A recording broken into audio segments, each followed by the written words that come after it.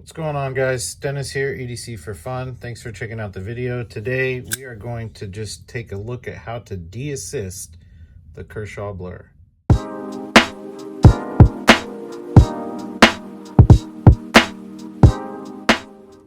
Okay, so we're going to need a T6 and a T8 Torx bit.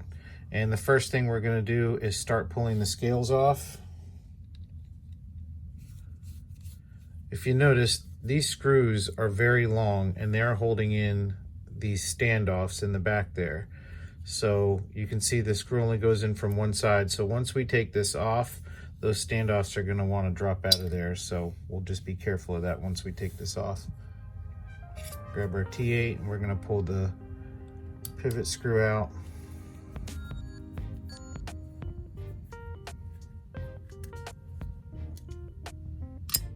Okay, now that we have our pivot screw and our body screws out, we're just going to release the tension off the lock bar a little bit. And we are going to, there we go, pop this scale off. So what happens is you have this scale has a pocket milled into it, and that spring sits in there. And this little plate covers it up. So the spring will fall in there. Now it can be tricky dealing with this thing, but as long as you know how it goes back together, even if it takes you a few tries, it might be frustrating, but once you see how it goes together and you can take it apart and put it back together again, not that big of a deal. So if you want to de-assist it, you'll go ahead and remove that bar, put your plate in. And one thing you might want to do, because these standoffs will move around on you, is take your body screws, pop them in there,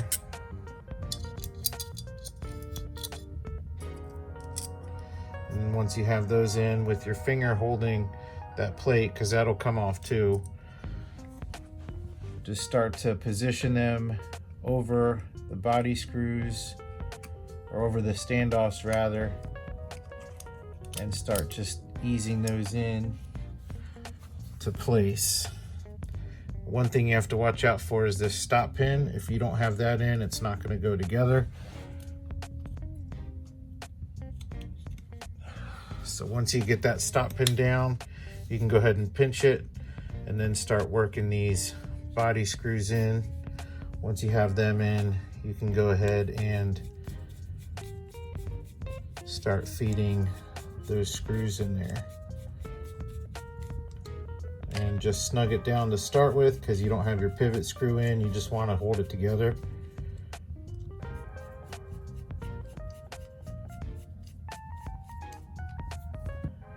Grab our pivot screw, pop that in there.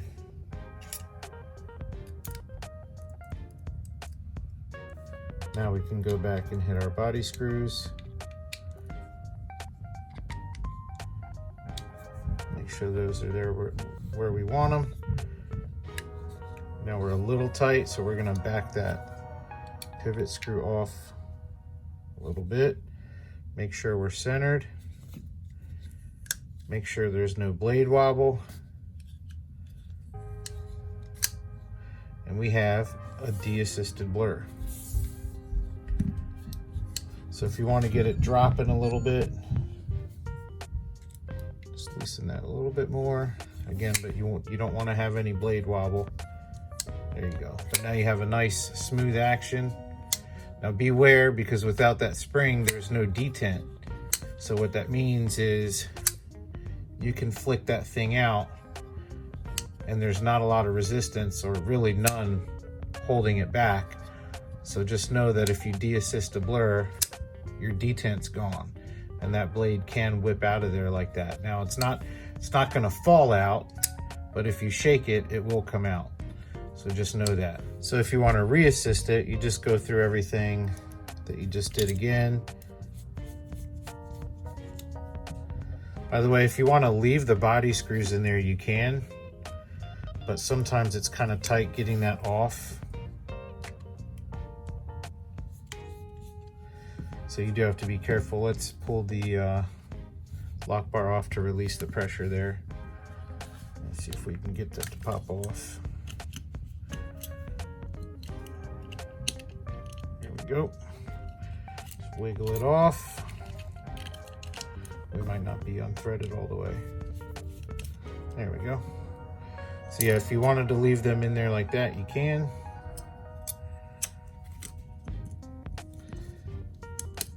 Take our plate off. The standoff's trying to escape on us. And just reverse the procedure. Put our spring bar back in here.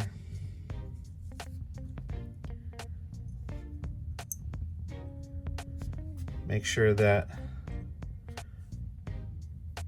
this little bar sticking out goes into the pocket that's there. And make sure this little tab is sticking out so you can slide this cover plate over it. It should be sticking through the channel there. Once that's out, keep these more or less where you need them to be. Flip this over, hold the plate in so it doesn't fall off, and line up your screws,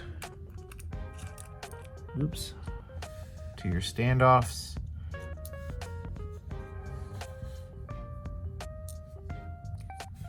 And it helps if you do this, if you just kind of come down to the side with your head, bring yourself eye level with the standoff so you can actually see where the screws are going in. Make sure that they all feed in at the same time. Start to get them in place. Make sure you get that stop pin in and start to sandwich everything together without it falling apart.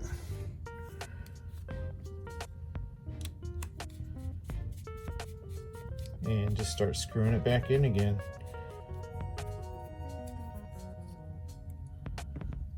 Go ahead and shut that. Make sure we're centered. Snug up our body screws. Make sure our pivot screw is where we want it to be. Oh, a little too tight. Back it off just a hair. And there we go. So that is how you de-assist and reassist the blur. I do it all the time. I've got two of these. I've had them for about a decade. I love these knives. You can check out my other videos where I've showcased them.